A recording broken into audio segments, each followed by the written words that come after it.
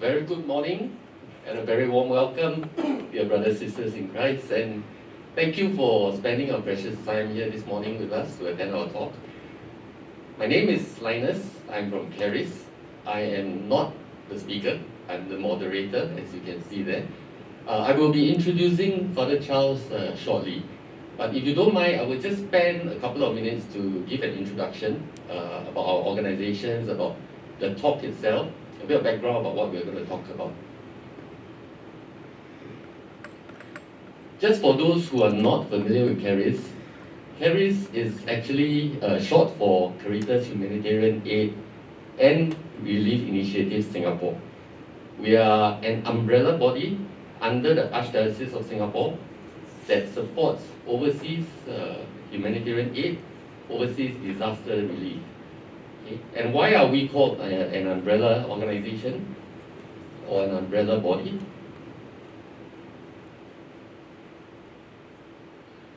That's because we do support also Catholic groups and organizations within the Archdiocese who undertakes overseas humanitarian projects and initiatives. Right? So we have 19 of them at this point, and over the next 2 days, today and tomorrow, we have actually organized a lineup, a whole series of talks with our MOs, we call them in short, member organizations. 12 of them here will be speaking, and 6 others from overseas. So we have special guests coming in from overseas, and Father Charles is one of them. And we are very honored this morning to have Father Charles Louis Jayme, if I pronounce his name correctly. He's zoomed in directly from Cebu in the Philippines. You will see his bigger face later, or you have seen him earlier. There's a little face here of Father Charles. A bit about Father Charles first. He actually has a master's degree, right? He was ordained in 2010, and in November 2013, something actually happened that changed the course of his faith journey. And this is what happened in November 2013.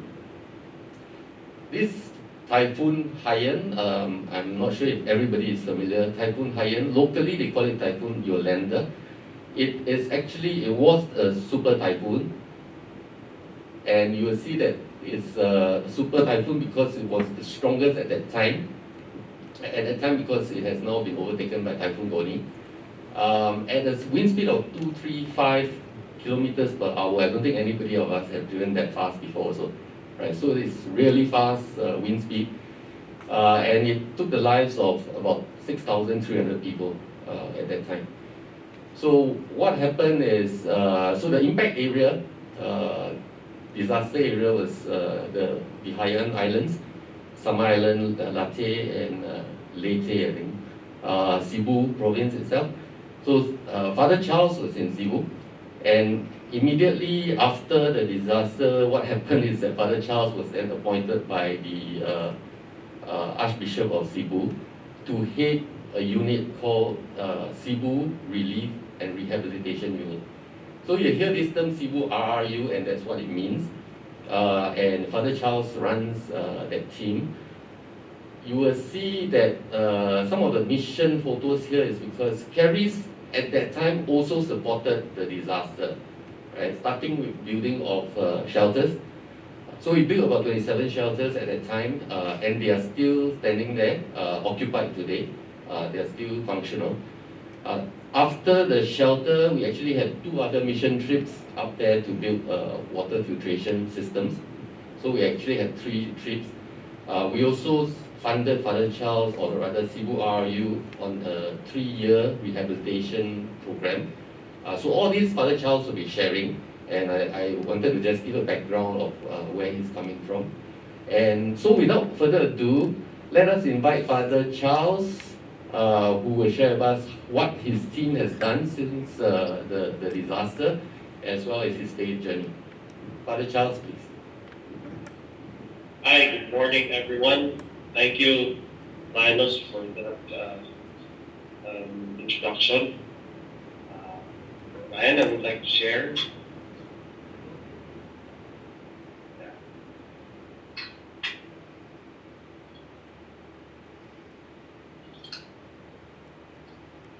So, greetings from Cebu City, the Philippines. And thank you, Lioness and the group from Cherish for inviting me to share with you bits of our experiences here in Cebu as to how we work things out for and in the service of our fellow men and women who are in dire need right after that of right after surviving Yolanda and as well as this pandemic now, COVID-19. I entitled my talk with you, The Faces That Offer Smile, a spirituality of prayer and service. I capitalized the words faces and smile because later they offer us meaning. These are for us from the RRU Cebu meaningful words in our endeavor as we work with the marginalized. And I would like to start my talk with a recollection of my experience when I first set foot at the seminary. I entered the seminary after my graduation from grade school. It was in the year 1990. I was interviewed by our then spiritual director and now a bishop in one of the dioceses in the Philippines. He asked me, "Why do you want to be a priest?" I told him, "I want to be of service to all, especially the poor, those in need." At a very young age, I mustered those words. And these words have always been my guide for my life now. As a young seminarian then, even until now, I do admire Mother Teresa of Calcutta, particularly how she lived out her life as prayer. That's with a dash between pray and er. I came to read a part of her biography, and it was highlighted there about her spirituality of prayer. And she beautifully said, "Come, be my light." The short yet profound words of prayer is to me an invitation to become a radiance of God's love in the darkness of poverty and misery. As the book that I've read said, that her business card says, "The fruit of silence is prayer. The fruit of prayer is faith. The fruit of faith is love. The fruit of love is service. The fruit of service is peace." After graduating from the college seminary, I went out for 7 years to experience the reality of life outside the walls of the seminary. When I was about to decide that life for me must be in the service of the vineyard of the Lord, I've always been asking myself, how will you live out your life as a priest someday? In my solitary prayer, I was brought to my memory of that memorable interview I shared with you earlier. I was also led by my spiritual director that our life of prayer and oneness with God is best made concrete in the Holy Eucharist. It is in this highest form of prayer that we come into intimate communion with Christ. And our communion with Jesus is best exercised in our communion with our fellow men and women through our humble service to them. Now, this realization has brought me back again to that person I admired the most. This person, see, Mother Teresa of Calcutta. That very moment, I told myself, this will be the kind of life that I am to live. The dynamism of my life of prayer in the holy sacrifice of the Mass, the dynamism of my life of prayer has to be lived out of service to God. As I lead the people to commune with God in the holy sacrifice of the Mass, I may also be able to lead the people to commune with God in service to His people, the flock that I will be serving. That's my preconditioned thought of entering back to the seminary.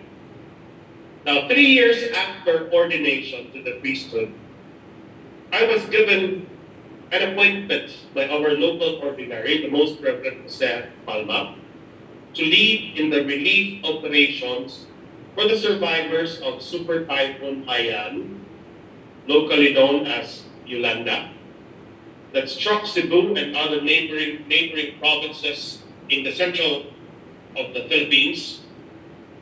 I cared nothing but I cared nothing for myself. I had no experience in whatever humanitarian works, but I only have the heart and passion to serve.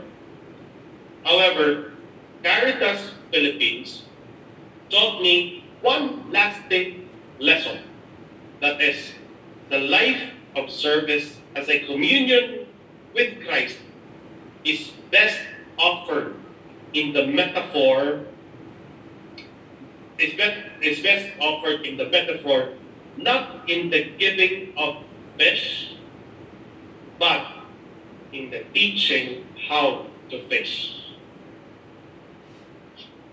It is in this manner that we, in the Relief and Rehabilitation Unit of the Archdiocese of Cebu, has offered the BECs.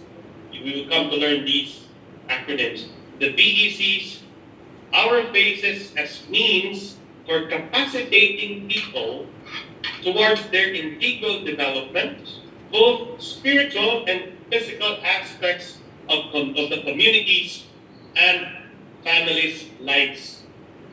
This means that capacitating them or building capacities on them may lead them to a realization of coming up with a smile in order for them to sustain as a community and as a family.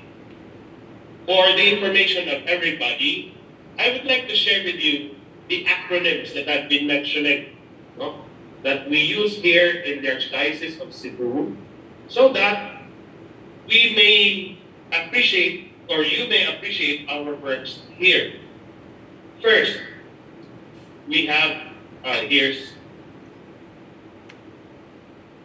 where Yolanda greatly hit. First, the BEC. It stands for the Basic Ecclesial Communities. According to a book by Monsignor Manny Gabriel, entitled A Continuing Pastoral Accompaniment of BECs in the Philippines, a 50-year journey, he said, and I quote, BECs are the basic units of the local church. The ecclesiogenesis of BECs created a new paradigm of being church. Now, this is a church that strengthens and is a context-oriented way of rebuilding the church, that is the people, from below. Okay? The book continues. It says, in Ecclesia in Asia, St. John Paul II speaks about ecclesial communion in the local church at the level of the dioceses, the parishes, and the BECs, or the neighboring communities within the jurisdiction of the parish church. Therefore, the BECs are the neighboring communities within the parish church. Now, to be a local church is to recognize the particularity and diversity that each community inherently possesses. It is in this context that RRU Cebu anchors our services to the people, to the basic ecclesial communities. Though we are there to deliver them our services, we are also journeying with them by facilitating them, animating them, catalyzing them towards empowerment and stewardship as a basic unit of the community in the local church. In the Archdiocese of Cebu, it is the practice that every BEC units or clusters gather for a weekly meeting centered on the gospel and prayer and touch on the concerns of the respective communities. There is a methodology that we're working on, or that has been practiced for this weekly gathering, and it is found in the Cebuano word makalipang. What is makalipang? The root word of this makalipang is lipang. Lipang. Lipang generally means to prosper, to develop, to progress, to grow. And the prefix maka means the ability or the capacity. The capacity, makalipang generally it means the capacity to grow, the ability to progress. However, the forerunners of the BEC Commission of Cebu, or the Archdiocese of Cebu, made this word into an acronym so that it would mean also to say, Ma is the MAAYONG BALITA, meaning the gospel, the reading of the gospel. The Ka is the KASINATIAN, or the experience or communal experiences that arise during the week. The Li is the LIHOK SULBAD, or the action and strategies to address a common concern of the community. Pang is PANGAMUYO, meaning it is petition, offering one's petition, and prayer. Now, it is also in this context that RRU Cebu wishes to augment in the development of the communities in order for them to become resilient whenever crisis or catastrophes will come their way, to become sustainable as a community and as a basic unit of the church, as they continue to grow, to develop, to be capacitated as a community of disciples journeying towards Christ.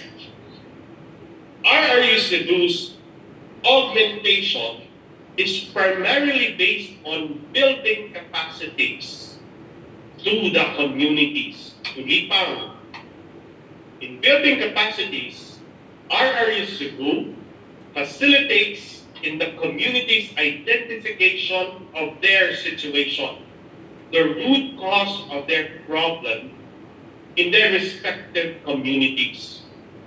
In building communities, RRU Cebu also animates the members of the communities on how to address the root of their problems or how they can present solution of their problems to different stakeholders like church hierarchies, like government offices, private establishments, among others. And in effect, RRU Cebu hopes that through facilitation and animation, these communities may become catalysts for change. Change in their mindset for simply waiting for help to finding ways and means so that they as a community may lipang or make progress or make grow and develop to become enablers and empowered stewards. Hence, RRU Cebu is bannering this method of building capacities to the communities through the acronym we use, F.A.C.E.S. F.A.C.E.S stands for facilitate, to animate, to catalyze, to become empowered stewards. This word, F.A.C.E.S, always reminds us that we facilitate, we animate, we catalyze communities to become empowered stewards. And in order for RRU Cebu, in order that RRU Cebu can make complete our methodologies of building capacities, we conduct the following to the communities. We did extraordinary mission formation course.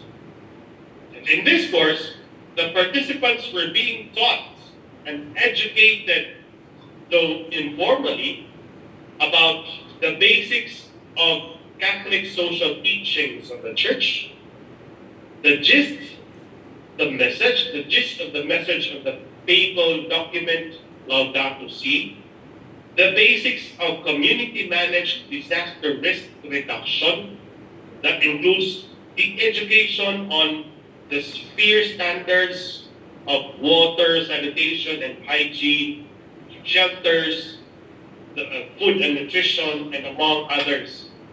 Also, on climate adaptation or climate change adaptation and disaster risk reduction through the community-managed disaster risk reduction steps in the context of RRU, as well as the emergency preparedness and response training and referral system. Fourth, we have the training on followership and leadership, highlighting on the respective roles of everybody in the community, honing them on listening skills. Fifth is the training on participatory project development and management, where the community members can come up with their own program design for their particular needs in the community. Then they're also trained to do feasibility study for their needs, on how to address their needs, if their program is feasible enough. And then the drafting of proposal budget for mobilization resources. The training, sixth, is the training on infusing the self-help group, or SHEG, we call it SHEG, mechanism into the BEC clusters, thus naming them BEC SHEGs during the Makalipang sessions. This self-help group, according to my readings, is a savings mechanism which originated in India and is also developed in one of our dioceses here in the Philippines. We are promoting this ECCLESIAL to the different areas or parishes that we have been serving. We are also teaching them the basics of accounting and bookkeeping. These are the programs that we conduct to the 99 or almost 100 or more than 100 parish volunteers and about 3,000 to 5,000 indirect beneficiaries. The impact of the SET program and the methodology that we are sharing. This is the check. No?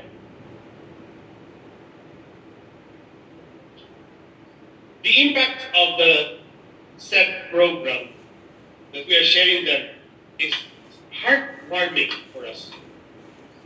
You know what? As we journey with them using our F.A.C.E.S, when I say F.A.C.E.S, I'm using the acronym here, okay? We also offer them another acronym, and that is S.M.I.L.E. Meaning, S.M.I.L.E is small, manageable initiatives for lifelong endeavors. These men and women that we are helping, they had their biggest smiles from the faces of their hearts because a good number of them, if not all of them, have already started small means of livelihood for their families and communities through the BECs. They were also able to enter into agreement with the Technical Skills and Development Agency of the Philippines, or TESDA, and enrolled an initial of 48 men or heads of the family, men and women or heads of the families for shield metal arc welding training with National Certificate Level 2. And there is now another batch to be enrolled for the same training. Particularly in the parish of Santo Niño Catholic Church in Santa Fe, that is in Bantayan Island, the diocese offered a hectare of lots for the community to develop into a vegetable and livestock farm. The BEC communities now are reaping the fruits of their labors. These are the milestones of your generosity. With the community-managed and community-based Archdiocesan Livelihood Center, the communities now are capacitated to manage their own ways of sustaining through life's difficulties and calamities. The communities have seen their work as individuals in a group. They have nurtured their respective capacities in dealing with different struggles and calamities of life. In prayer, not only do we receive the light to see everything with a new vision of faith, but also we receive the strength to respond in faith to the different situations of life, even the most challenging problems. Problems are also challenges or also chances to grow in union with God by putting our faith into action, by doing our own mission in life. Problems can also allow our faces to offer smile if and only if we live a spirituality of prayer and service. Daghang salamat. that means thank you very much for your kind attention. Good morning. Thank you. Thank you, Father Charles. Thanks for sharing your interesting approach to community development, redevelopment, and integration. Is learning for me as well. I mean, typically when we go for mission, we, like from Caris, right, we go build a shelter, we go build a filtration system, and then we're back home, right? But Father Charles, what you shared is very interesting because this is holistic, right? From faith formation to training programs to self-help groups. Is rebuilding and reintegrating the community in totality, so that moving forward they are able to stand on their own. So after the disaster, what happened is they actually shifted communities from near the shore towards the inland, and they had to rebuild everything again. Yeah. So we do have another 10 minutes, and we can actually ask questions if you have to Father Charles. Anyone has any questions that you might want to ask Father Charles, besides why he has a master's degree and became ordained?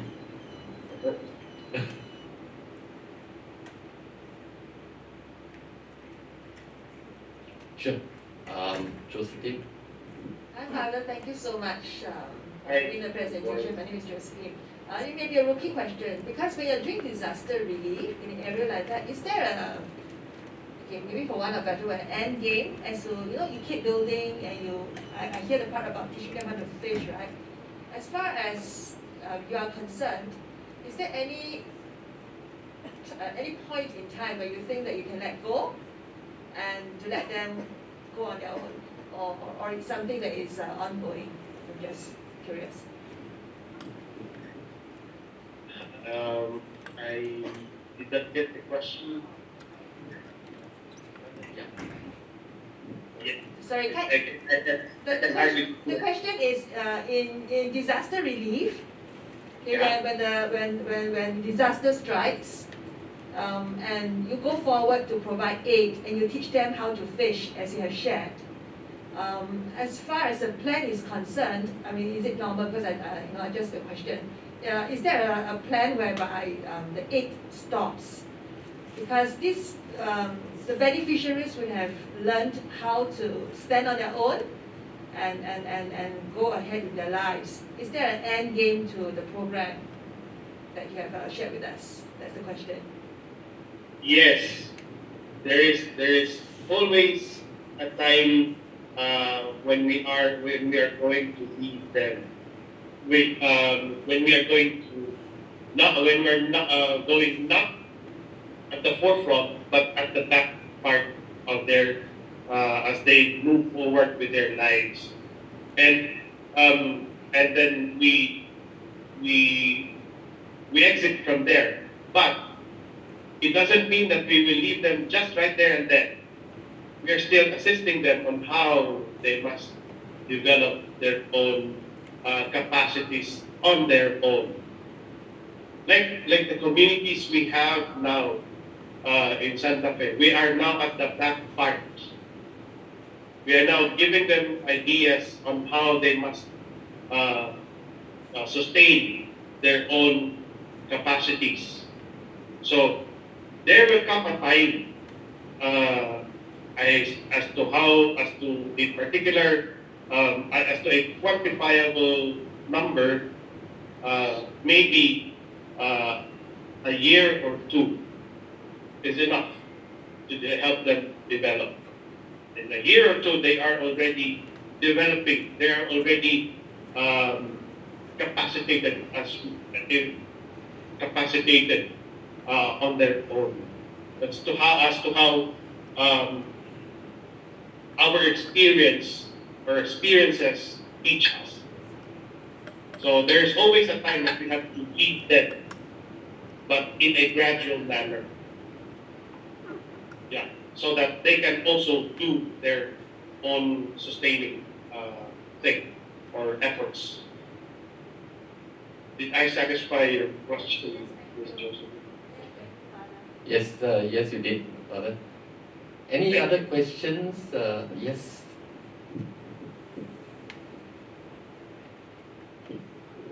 Morning, Father. Yes, good morning.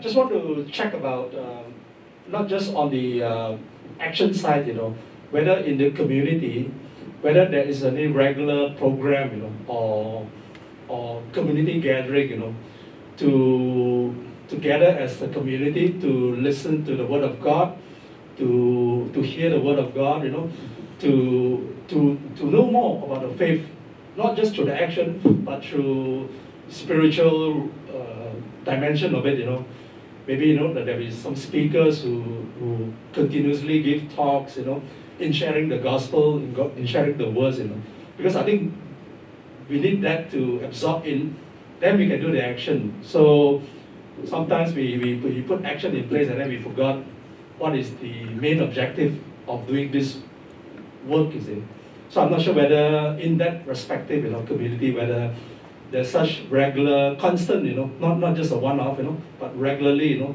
so that everybody will absorb with the word, and they know all the purpose of it, in doing such work, especially for the volunteers, especially. Thank you, Father. Thank you for that.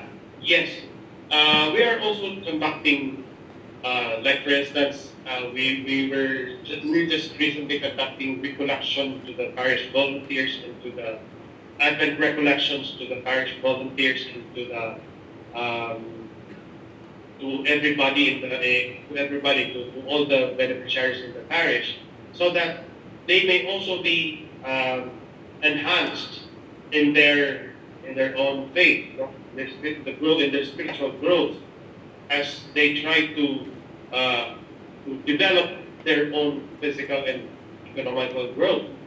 So we have the belief that we need not to separate the two. They are the spiritual life of every person is as important as our physical and human life. We need to hone our spirituality as well. We need to hone we need to develop our spiritual life as well, as we try to develop our physical growth. That's why that we are also inviting some members of the church to conduct like Bible studies to the different communities, so that they may also learn about the Word of God alongside the action, the social action efforts that we have. So my point here is that we give importance to the two aspects of our life: spiritual life and physical life. Did I satisfy your questions? Yes, thank you, Father. We can probably take one more question for Father Charles, if any. Yes, please. Hi, Father. Thank you. My name is Nicholas. Just a question about, could you share a little bit more about how you organize your BACs or BECs in terms of growth? How do you organically grow? You train facilitators, and then they go out and into the community, and then they create groups. How do the groups form? Whether they break out and they form even more groups. Just some of the practical tips in creating community, some of your sharings. Yeah. Was that question clear? Should I? I can hardly hear. All right. Okay. So the question is more on the practical aspects on how you grow your BECs. How do you organize, maybe facilitators or volunteers that go out into the community? How do they gather the groups together? the sizes, and then when they go out, and I would assume that they would continuously grow, like more small groups are being created and all that. I think in our own experiences in our parishes and all that, it's very hard to form community. So something I'd be interested to hear from you. Yeah, that question is quite challenging, as to how we work things out as to how we address the challenges also. The challenges that you're experiencing is also the challenges that you're experiencing in the field. It's the hardest part. But you know what? By letting them understand, by giving them clearer vision of your mission work in your parish, and by allowing them to share their own capacities, by allowing them to, by recognizing their own talents, they can share. I remember when one of our trainings in the formation course is the leadership and followership training, right? We train leaders, but we also have to train the followers. Their respective roles within the community. It's not only the leaders that we train, but we also have to recognize the followers, who may one day become leaders as well.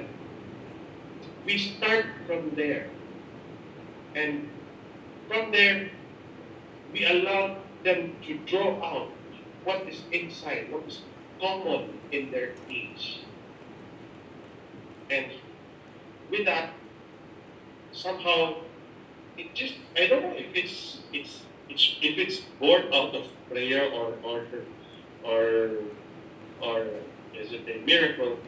But to me, it is really an act of faith and a realization of prayer by listening to them, listening intently to them, and recognizing their capacities and talents.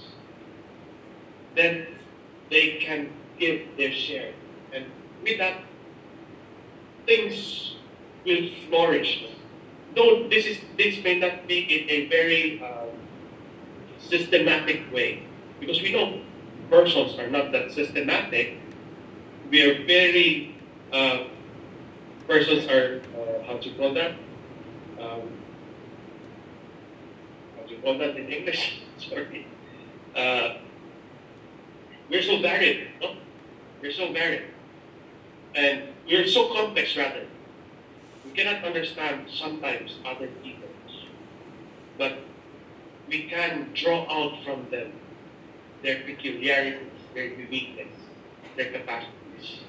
Then we can put it into one, as a group, as a community. That's that's the initial thing that we do. I hope I satisfied your questions.